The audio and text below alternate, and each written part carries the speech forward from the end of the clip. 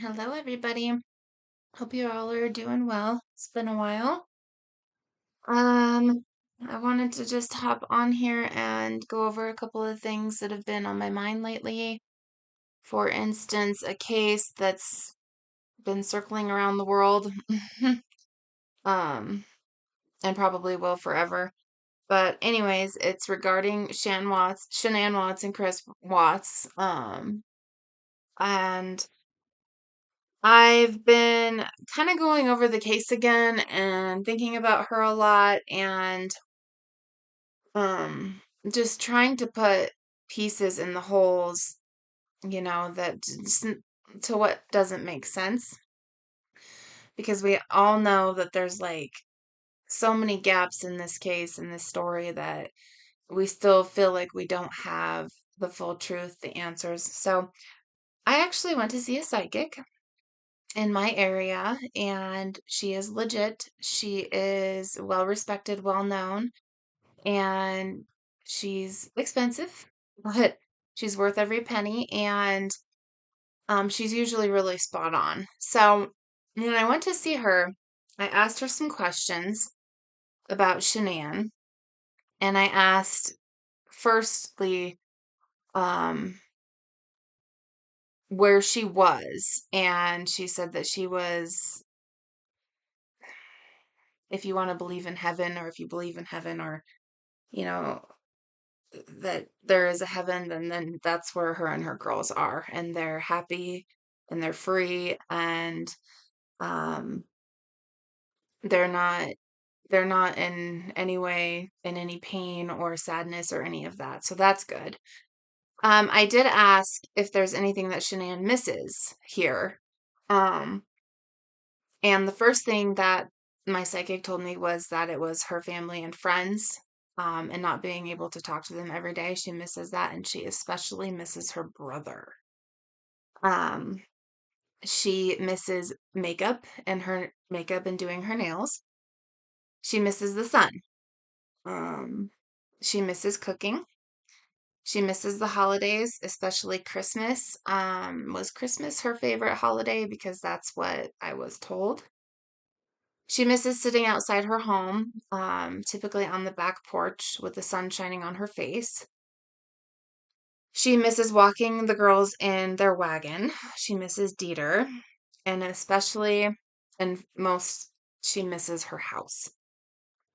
That house, she was very much attached to. She put so much effort and energy and love into that house, and she still thinks of it as her home. And she does tap into that house every now and then and pays it a visit. So, um, one thing that the psychic did pick up was that one of Shanann's biggest things is that she is really still very much attached to that house. And I mean that was her everything besides her children and her husband. But the house is a huge deal to her that she um really, really misses her home. Um and I could go into some more, but it's a little bit, mm, I don't want to shed negativity on some of this stuff. So, um, that those are the things so far that she has told me that she misses being here in the earth realm, if you will. Anyways, and then there were there's a few messages here. Um, Chris only wanted Nico gone. He had no intentions of actually unaliving his entire family. His only intention was to get rid of Nico because he thought that if Shanann wasn't pregnant anymore, that it would be a lot more easy for him to divorce her or leave her or separate from her and share the Bella and Celeste. Um, he did not have any intentions of unaliving his family. He only wanted to get rid of Nico and thought that would be easier. Um, Also, I asked her why Shanann's office and closet was completely trashed because I think if we all look at videos, we can see that The rest of the house looks well put together and clean, but the office desk is completely um, covered in papers and ransacked through, and her closet's in disarray. And I said, "What's that about?" And she told me that Chris went through her entire office looking for the new code to her phone. His intentions were to take her phone that day and pretend to be her and text people so that it would buy him more time and nobody would be suspicious of her being missing. So that was his intention. He was looking for um, maybe a written down code for her phone because he couldn't get into it. She had changed it right before she got home. He was also looking for any money that she had hidden in there or if there was any money in there. Um, Her phone was found shoved in the couch upstairs, and her Apple Watch was found on the same couch underneath a pillow. So that's also very strange to me. Um, I can't figure out if and when he took her phone and maybe hid it so she couldn't call for help, or I don't know. But the reason why the office was so messed up was because he was looking for a code to get into her phone because he intended on texting everybody that day. He thought he had more time to get back, clean up, get rid of evidence, but Nicole Atkinson stepped in, and thank God she did. Um, okay, yeah. She visits the house from time to time. Um, her and her girls are with Shanann's family in North Carolina a lot. That is something that the psychic picked up on is that um, her whole family is still having a really hard time with this, especially her mom and crying a lot. And Shanann wants them to know that they are all there with them and that she's given them signs. Um, let's see. This is a little bit morbid, but the bodies were allegedly transported from outside a basement window and taken from the back, not out the front. Also, none were alive when they were transported from the home. Not the girls, not her. Um, so there's that. And, I know how some people think about mediums and psychics and things like that. Take it with a grain of salt. I mean, I'm not saying this is factual. This is for entertainment. This is just what I was told. Um, don't take it as like it's literal, because maybe it's not. Um, but apparently a lot went down in the basement. Um, the bed down there is a very significant spot. Um, there was an intense fight downstairs.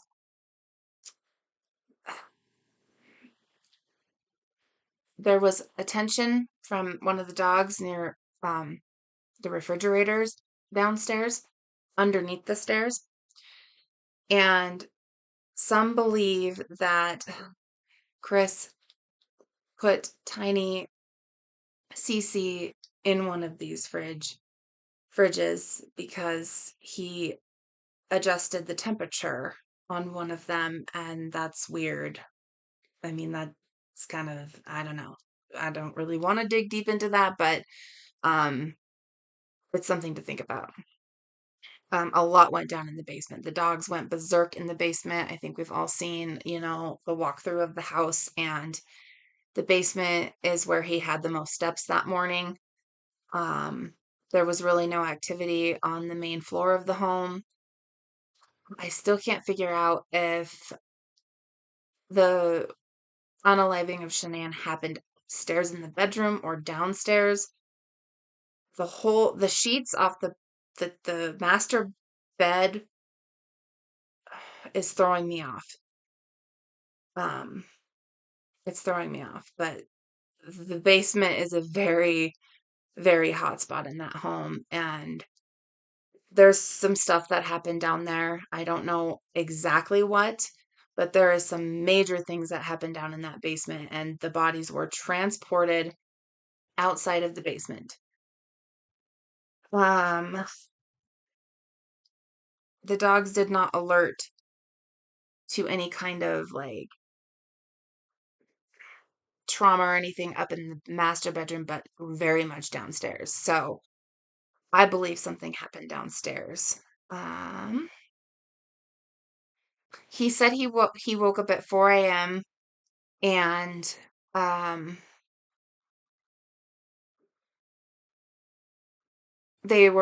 and Shanann woke up with him and they were fighting, and then he left for work at 5:30. I don't believe that. I think that the moment that she got home and walked through that door was when shit hit the fan. Um Also, what she was found in as far as clothing when they discovered her body was a totally different shirt than what she was wearing when she came home. She was just in some underwear and no pants and a bra. Um, Maybe that's what she slept in.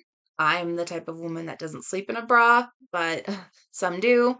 So I don't know if um she got home and was starting to change, and then maybe an argument ensued and she had no pants on. I don't I'm What's bothering me is that she had no pants on.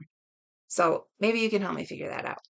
Um, let's see.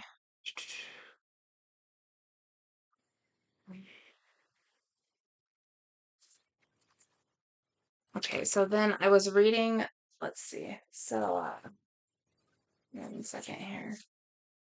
Done a lot of research and homework.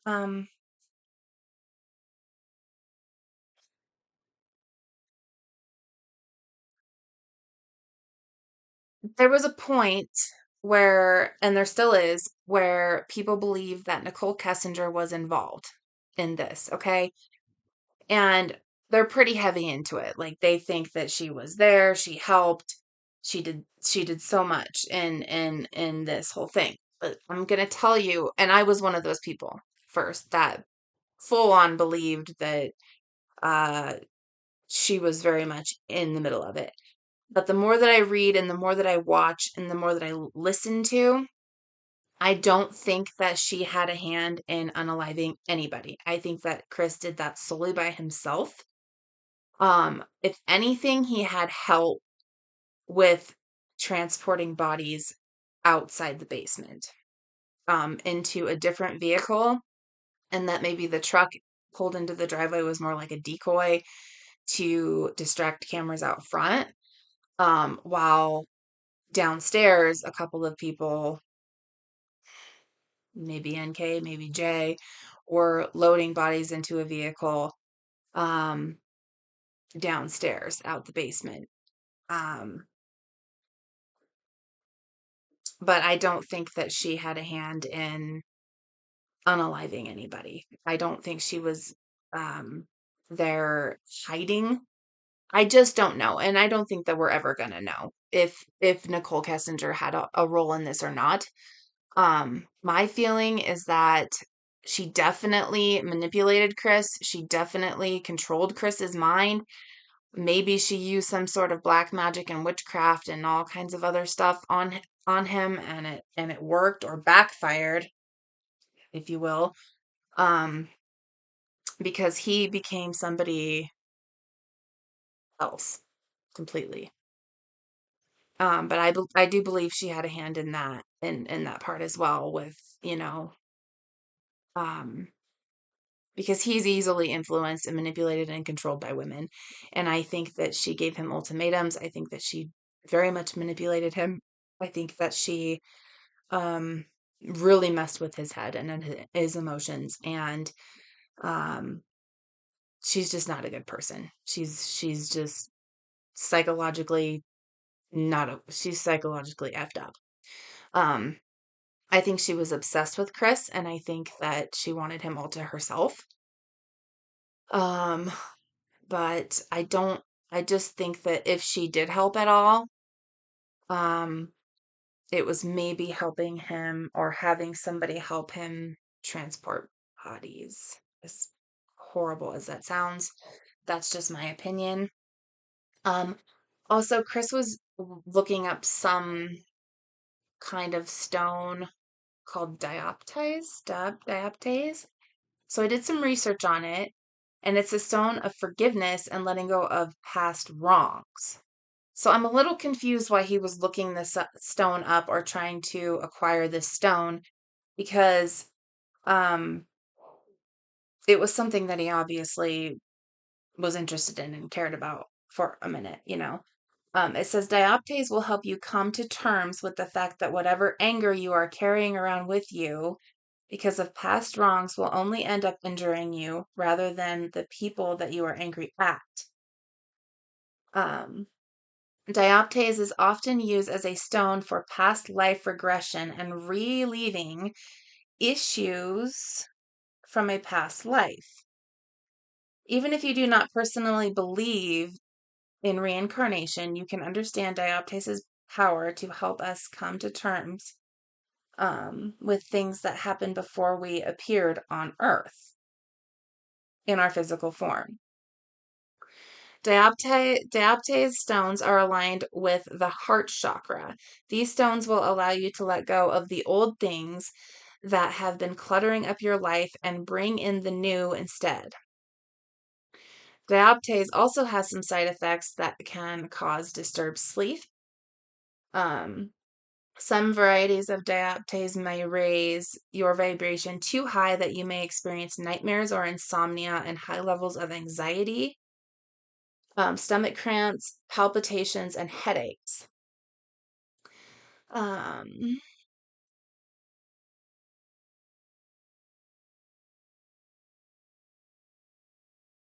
so I'm not sure what that's about or why he was looking at that or interested in that, but that's I don't know.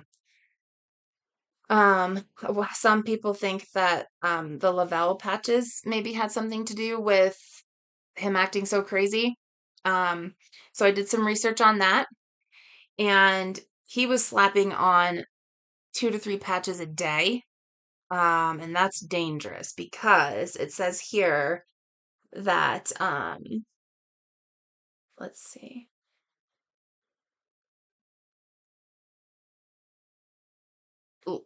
Side effects of Lavelle Thrive patches may lead to certain side effects, including sleeplessness, anxiety, irritability, kind of like you're high on just so much energy and adrenaline. Like it's not good. And you can't calm yourself down. So that could have played a factor in that. Um, let's see here. Okay, and again, there's so many things that I'm just like asking that don't make sense. And I can't get over the fact that she had no pants on. I don't know what the hell that's about, but it's weird.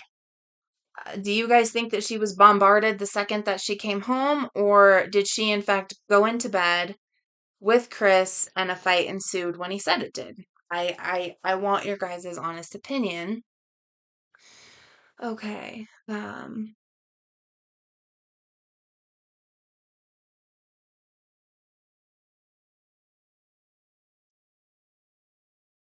Surveillance footage from the neighbor's camera saw a woman approach the house sometime after Shanann's passing and never left. The Frederick police officers went to the home and searched the entire house and found nothing. So do you guys think that the woman that entered the house was possibly Shanann or somebody else? Because they never left. And if they did leave, how'd they leave? Um, let's see here. Took a lot of notes. Shanann's Apple Watch was when she got home at It was active from 1:48 a.m. until 1:51 a.m. and it went off. Um, we all know that their marriage began to change when she went to North Carolina. I really think that one of the biggest mistakes that Shanann made was leaving to North Carolina for 6 weeks. That I thought she probably thought it would make distance would make the heart grow fonder and that he would miss his family and want his family to come back and it would bring them closer. But instead, it pulled them away because he ended up meeting someone else, another love interest, and we all know everything spiraled out of control after that. So I just feel so bad that she left for so long, and that was one of the downfalls, was taking off for so long. Okay.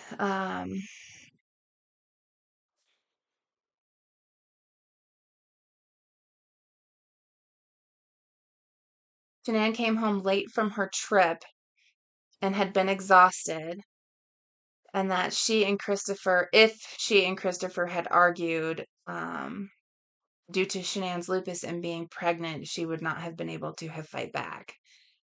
Um,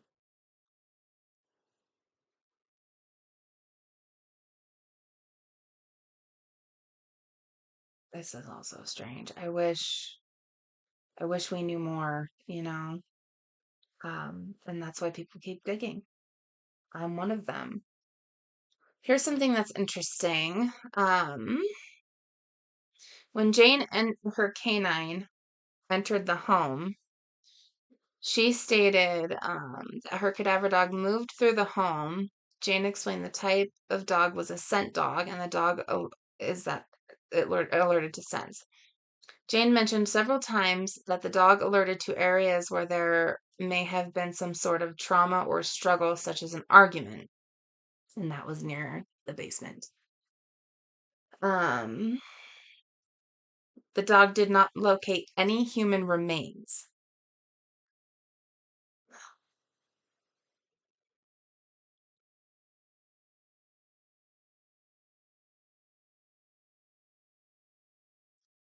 Okay.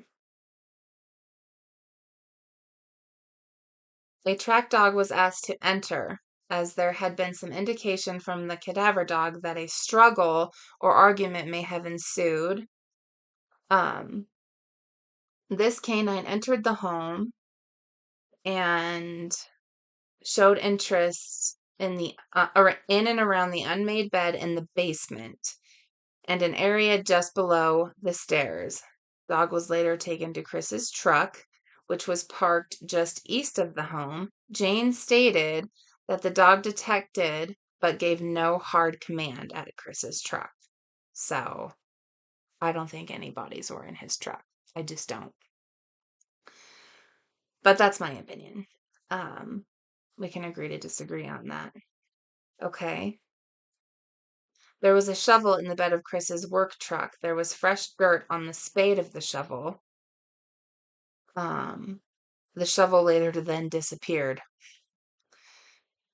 Um, Watts described Shanann as controlling, narcissistic, and bipolar. Well, isn't that just... I won't even go there. Okay, so some friends had invited Chris to spend the night at their home after this whole incident had happened, and he declined because he said that he wanted to stay home and clean, in case they came home. And so that's what he did. And when an officer entered the home, he immediately noticed a strong odor of cleaning chemicals. The home appeared spotless, and the carpet had noticeable brand new vacuum lines. As he walked to the kitchen living room area, he observed that the television was on a sports show.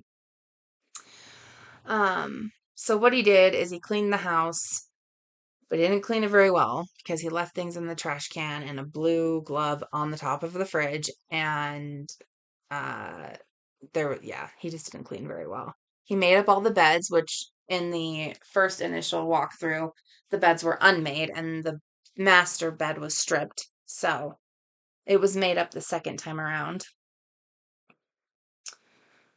Okay. So that's that. Then I wanted to just kind of go over this part, okay? This is part of the discovery that I've been reading.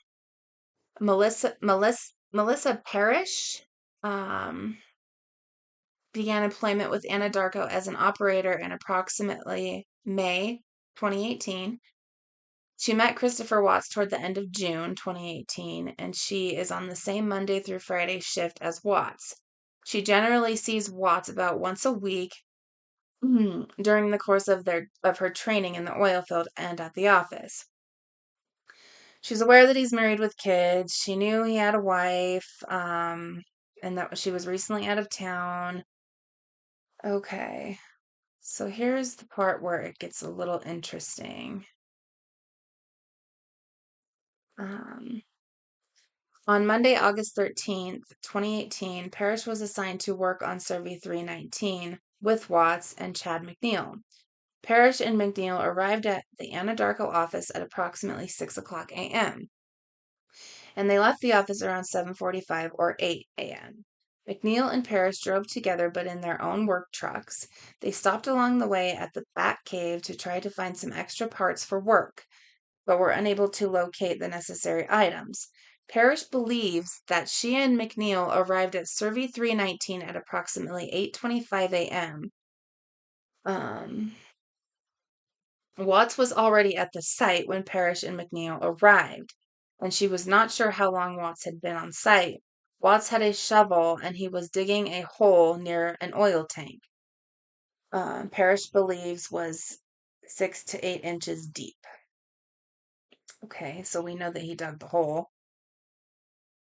Um,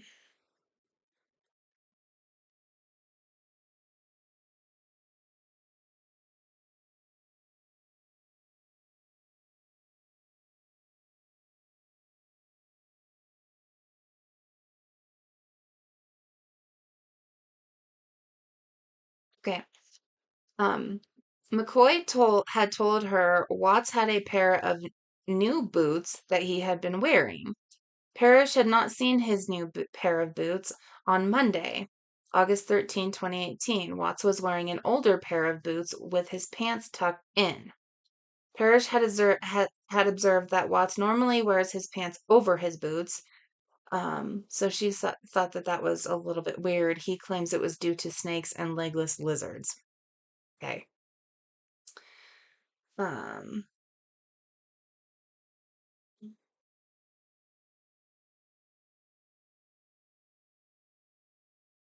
bear with me here.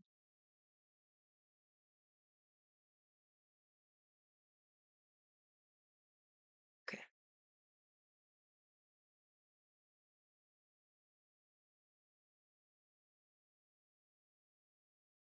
So it was Amanda Thayer and her husband, um, that invited Chris to spend the night with them, and he did for a couple of nights. Otherwise, he was home by himself. And another thing I want to know is where did he dispose of all the evidence? Okay, girls' blankets. Um, we know that he left trash bags and a sheet out at Survey 319 field. But where did he dispose of his other clothes that he was wearing that morning? Because walking out of the garage, he was in a black top, blue jeans, and boots.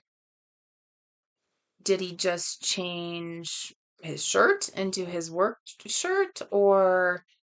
And what happened to the other shirt? Where did he dispose of all the evidence he needed to get rid of? Was it in different oil tanks at the different sites he went to? Was it random dumpsters in the area? Where did he dispose of all this evidence? Did he bury it in different places? I'm just so confused where all this evidence went. Okay. I'm still reading the discovery, so I'm going to do a second part to this, but there was some things that stuck out to me. Like now we know he dug the hole. We know he's the one that cleaned the house that day. We all thought he had more time. Even he thought he had more time. to go back home and clean up his mess, but Nicole Atkinson put a stop to that. um,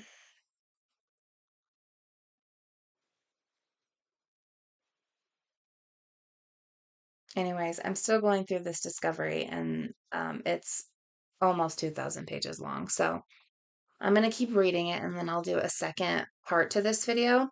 But tell me what you think about what I've gone over, what I've talked about, what I've said, because these things are interesting, and I want to know your opinions. So I'll continue to read through this discovery and take some notes. But I do appreciate your feedback and your comments below. All right, guys. Thank you. Have a good night, and we'll talk again later.